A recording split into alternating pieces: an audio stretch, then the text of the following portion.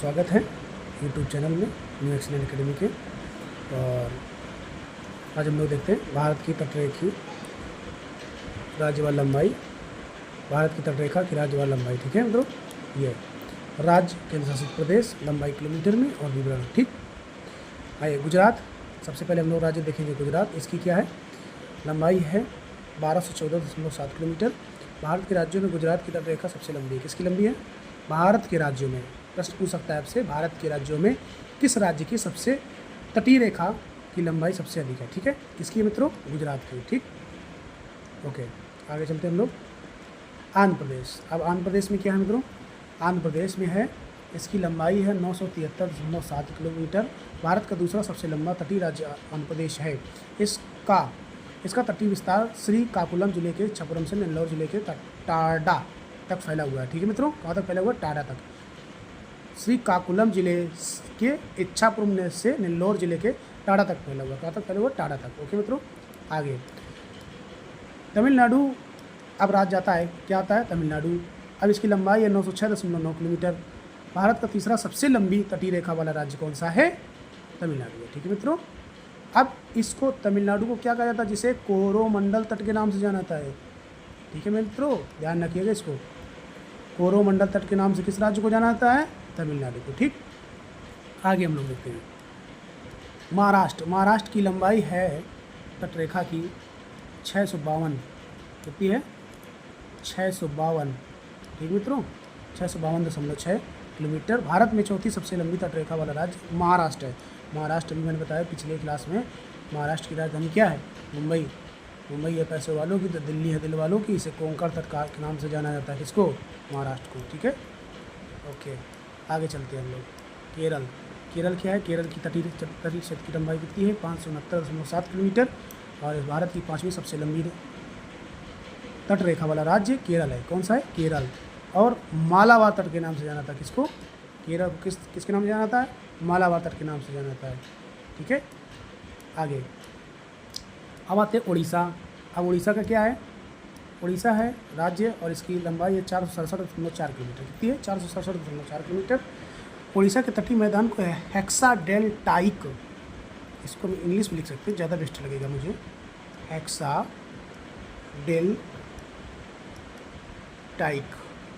ठीक है, हेक्साडेल्टाइक का क्षेत्र कहा जाता है इसे। इसमें 6 नदियों का उपहार।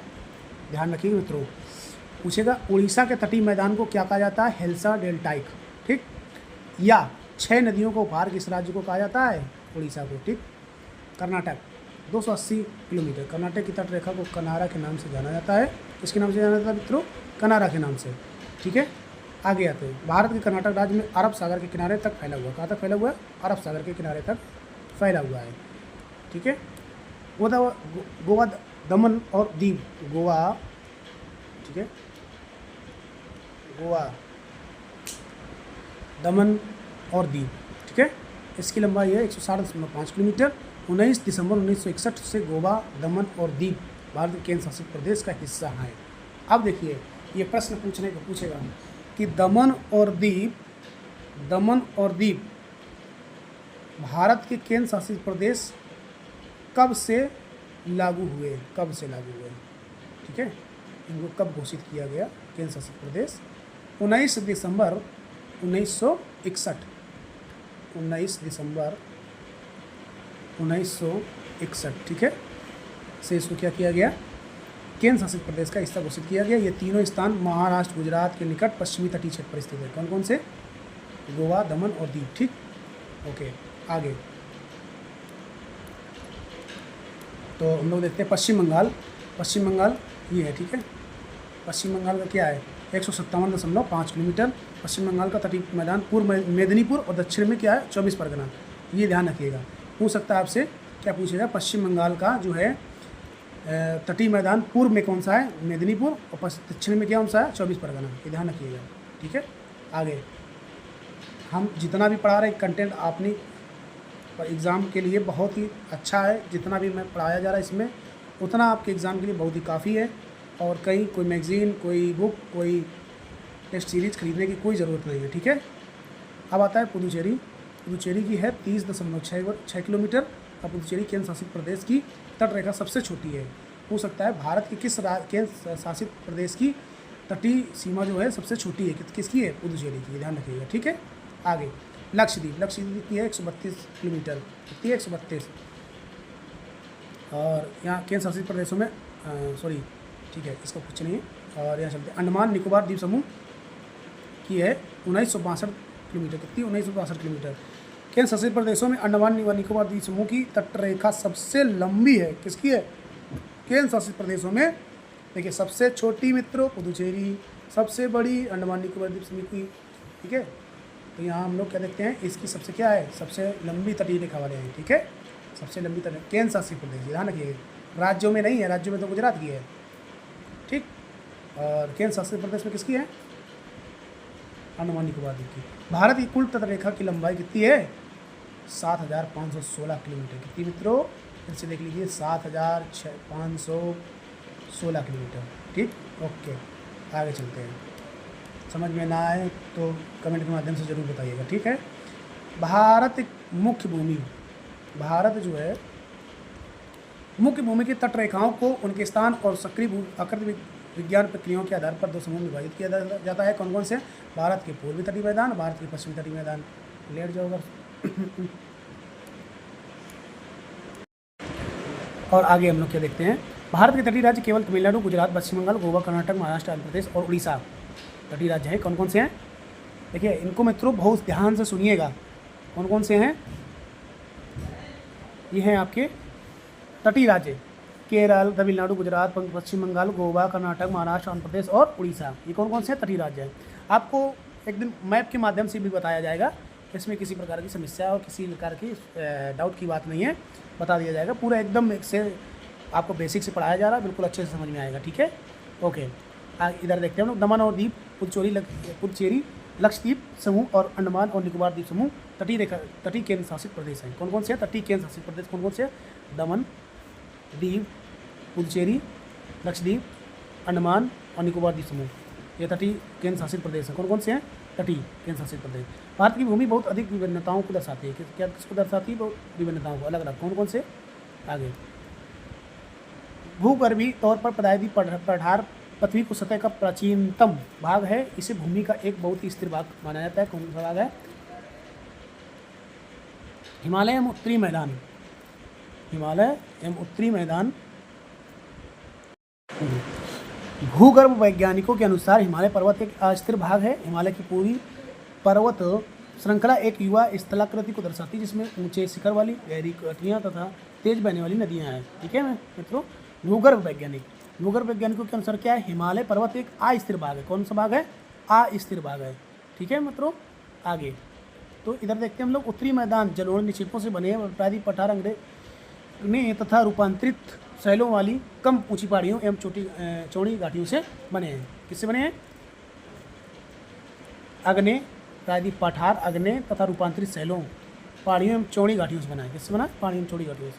भारत में पड़ोसी देश एशियाई महाद्वीप के दक्षिण में स्थित भारतीय उपमहाद्वीप में स्थित है। इसे एक उपमहाद्वीप माना जाता है क्योंकि इसमें भूमि का एक विस्तृत क्षेत्र शामिल है, जिसमें उत्तर में हिमालय क्षेत्र शामिल है। इसमें उत्तर में क्या है? हिमालय क्षेत्र शामिल है। ठीक है मित्रों, इसको मित्रों ध्यान में रखना है कि उपमहाद्वीप में क्या स्थित है? भारत पड़ोसी देश एशियाई महाद्वीप के दक्षिण में स्थित भारतीय उपमहाद्वीप क्यों है ना? भारतीय उपमहाद्वीप जो है में स्थित है। इसे एक उपमहाद्वीप माना जाता है क्योंकि इसमें भूमि का एक विस्तृत क्षेत्र शामिल है, जिसमें उत्तर में हिमालय क्षेत्र शामिल है। ठीक है, क्या शामिल है? उत्तर में हिमालय क्षेत्र शामिल है। भारत की भौगोलिक आकृतियों को निम्न वर्ग में विभाजित किया जाता है। कौन कौन सा है? अब हम लोग यहाँ देखते हैं। देखिए, ये बहुत ही इंपॉर्टेंट है, बहुत अच्छे से पढ़िएगा। ठीक है, हिमालय पर्वत श्रृंखला, उत्तरी मैदान, प्रायद्वीप पठार, भारतीय मरुस्थल, तटीय मैदान, द्वीप समूह। ठीक है मित्रों, आके हिमालय पर्वत। अब देखते हैं हम लोग हिमालय पर्वत की बारी आती है। भैया हिमालय पर्वत कौन कौन गया है वो देखिए। ये देखिए, भारत की उत्तरी सीमा पर विस्तृत हिमालय भूगर्भीय रूप से युवा एवं बनावट के दृष्टिकोण से वलित पर्वत श्रृंखला है। क्या है? वलित पर्वत श्रृंखला है। ये पर्वत श्रृंखलाएं पश्चिम पूर्व दिशा में सिंधु से लेकर ब्रह्मपुत्र तक फैली हुई हैं। पूछ सकता है कि वलित पर्वत की जो है श्रृंखलाएं जो हैं कहाँ फैली हुई हैं? इसकी हिमालय पर्वत की क्या है?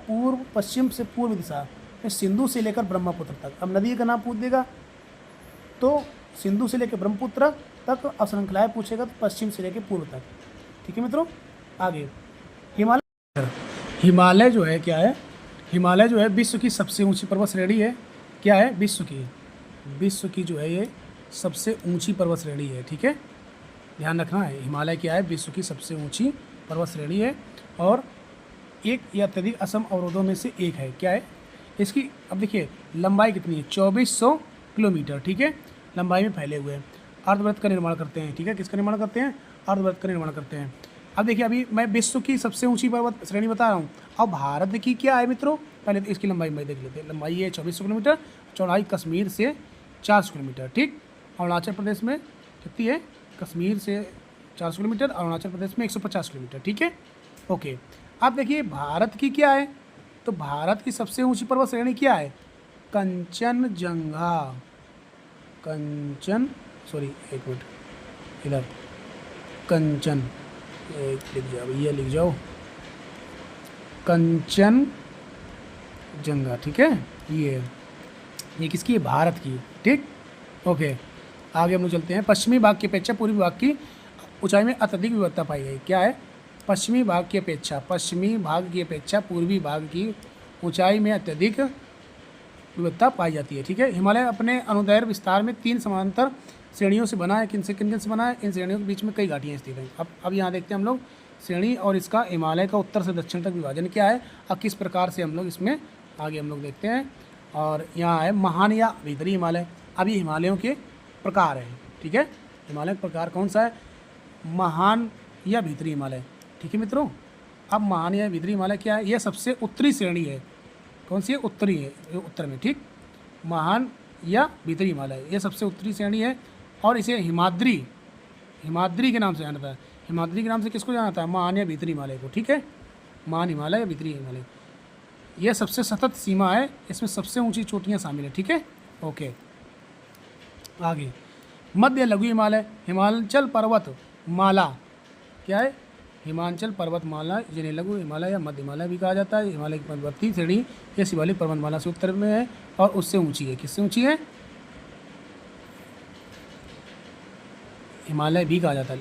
यहाँ देखते हैं हिमाचल पर्वतमाला जिन्हें लघु हिमालय या मध्य हिमालय भी कहा जाता है।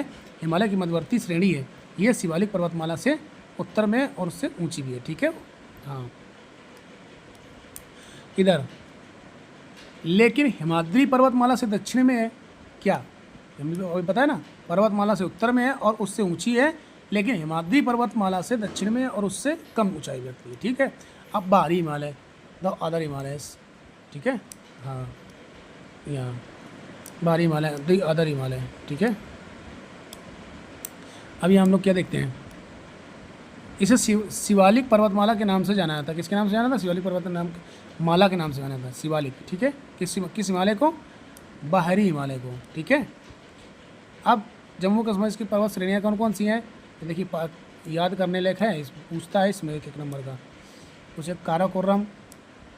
काराकोरम जम्मू कश्मीर, लद्दाख जम्मू कश्मीर, जास्कर, पीर पंजाल, ये दर्रा भी है इस टाइप के, इस नाम से पीर पंजाल श्रेणी, ये श्रेणी है। और अभी हम लोग जब विस्तार से आगे पढ़ाएंगे, दर्रे पढ़ाएंगे आपको वहाँ के, और ये पर्वत श्रेणियाँ पढ़ाई जाएंगी। ठीक है, आगे पूर्वांचल की पहाड़ियाँ क्या है, ये भारत के उत्तर पूर्वी राज्यों में फैली है। इनमें से कई भारत और म्यांमार सीमा रेखा के साथ फैली है एवं कई देश के आंतरिक हिस्से में है, जैसे पटकई, भूम, नागा पहाड़ियाँ, मिजोरम। ठीक है, ये इधर मिजोरम होगा। ठीक है, हाँ टाइपिंग में गलत हो जाता है कभी कभी, और भाई देखिए गलती तो सभी से होती है, गलतियाँ बार बार होती हैं, गलतियाँ सुधारने का प्रयास भी किया जाता है। ठीक है मित्रों, तो कोई बात नहीं। आगे हम लोग देखते हैं, क्या देख रहे थे हम लोग, पूर्वांचल की पहाड़ियाँ, ये भारत के उत्तर पूर्वी राज्यों में फैली हुई हैं। इनमें से कई भारत और म्यांमार की सीमा रेखा के साथ भी मिली हुई हैं। और कौन कौन सी हैं यहाँ पे, पटकई, भूम, नागा पहाड़ियाँ, ये किसी मिलती, पूर्वांचल की पहाड़ियों में। ठीक, ओके। हिमालय का सर्वोच्च शिखर क्या है, माउंट एवरेस्ट, चोमोलंगमा। ठीक, और इसको तिब्बत में सागरमाथा, नेपाल। ठीक है, माउंट एवरेस्ट चोमोलोंगमा, तिब्बत, सागरमाथा, नेपाल। ठीक, आगे भारत का सर्वोच्च शिखर क्या है? देखिए अभी मैंने बताया था वो क्या था, भारत का ये सर्वोच्च शिखर पूछ रहा है। वो मैंने क्या बताया था अभी आपको? वो बताया था भारत की सबसे ऊंची पर्वत श्रेणी और वो विश्व का सबसे ऊंची। ठीक है, ओके। अब ये भारत का सर्वोच्च शिखर क्या है? हम लोग सर्वोच्च शिखर देखते हैं माउंट गार्डविन ऑस्टिन, जिसको K2 के नाम से है, K2 गार्डविन ऑस्टिन। ठीक है, हम लोग लिख सकते हैं K2 गार्डविन ऑस्टिन।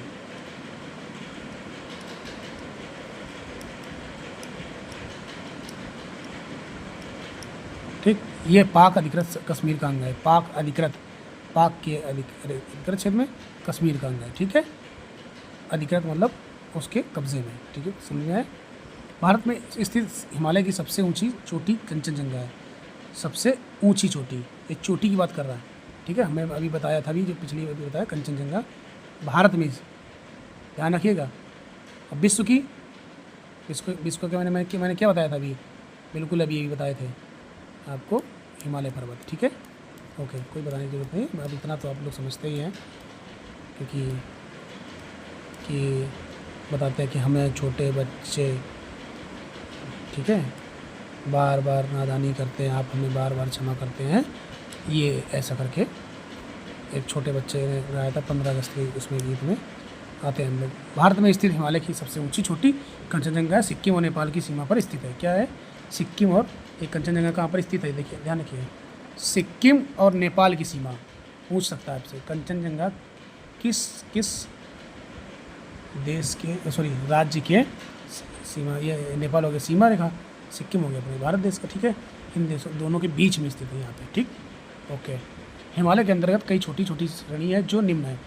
आप देखिए, पढ़ लीजिए इनको।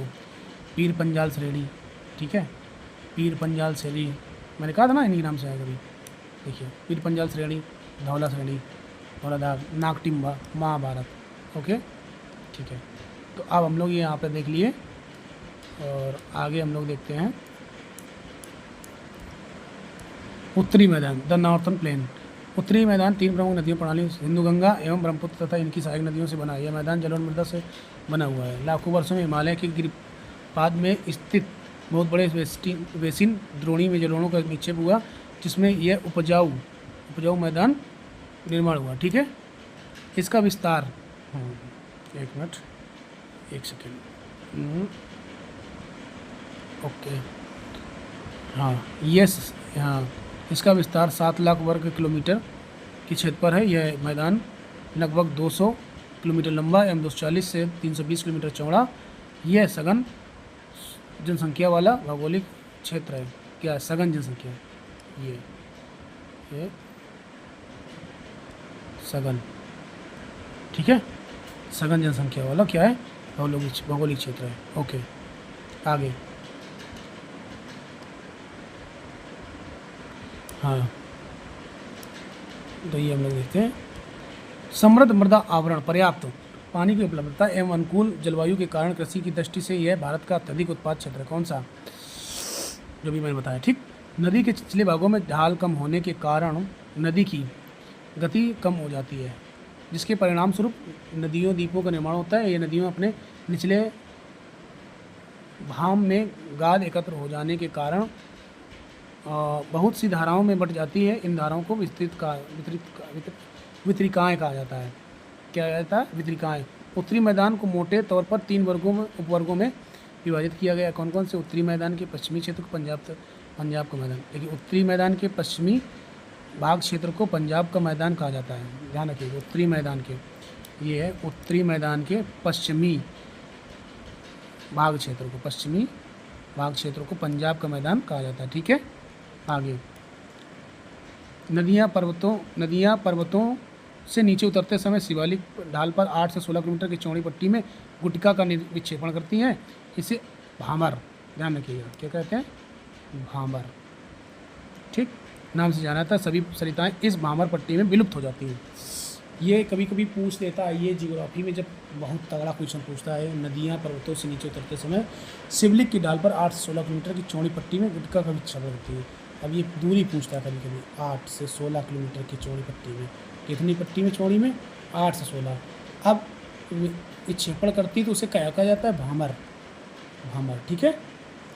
सभी सरिताएं इस भामर पट्टी में विलुप्त हो जाती है। किसमें विलुप्त हो जाती है? जो सरिताएं होती है इसमें, इसी भामर में क्या होती है? विलुप्त हो जाती है, ठीक। आगे, इस पट्टी के दक्षिण में ये सरिताएं एवं नदियाँ पुनः निकल आती हैं एवं नव तथा दलदली क्षेत्र का निर्माण करती है, जिसे तराई कहा जाता है। क्या कहा जाता है? तराई, ठीक है मित्रों।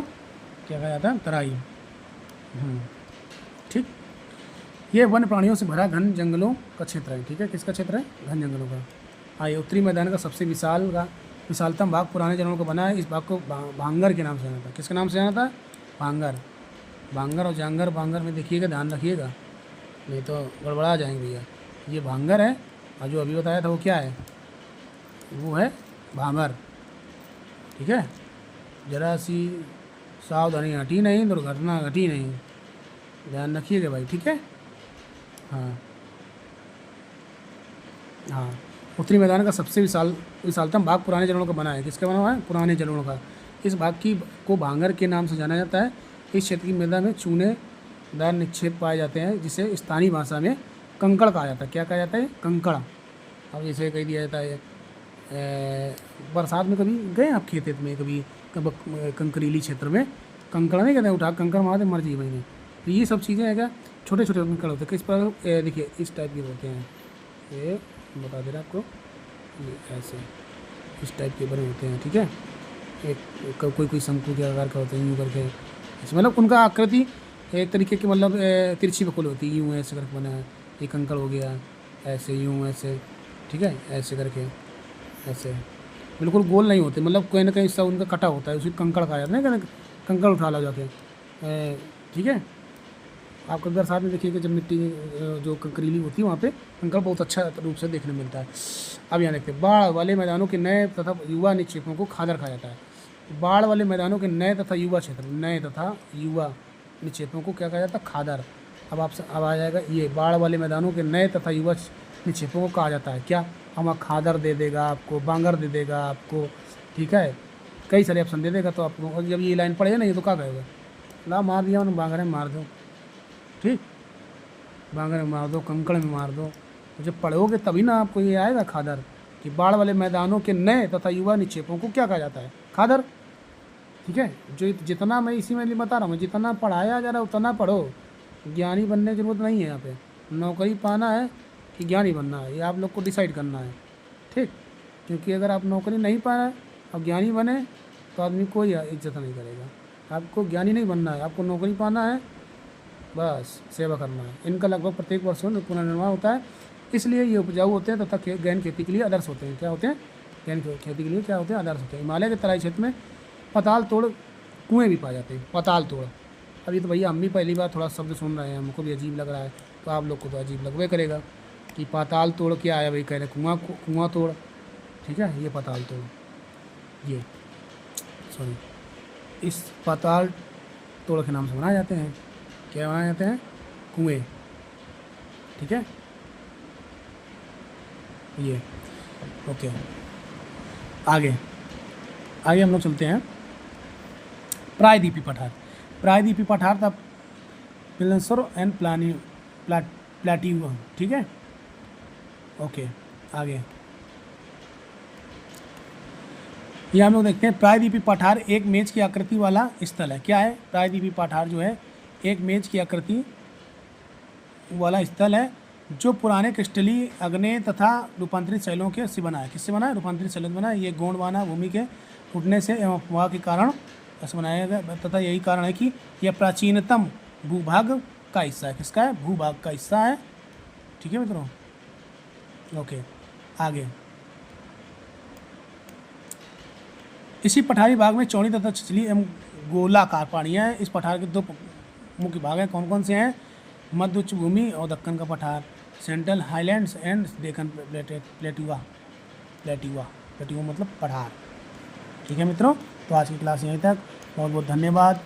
जो गलतियाँ हों, जो भी किसी प्रकार गलती हुई हो बोलने में, लिखने में, तो आप लोग उसको क्षमा करें और बताएं कमेंट के माध्यम से कहाँ क्या समस्या है, आपको पढ़ने में कोई दिक्कत है, परेशानी है।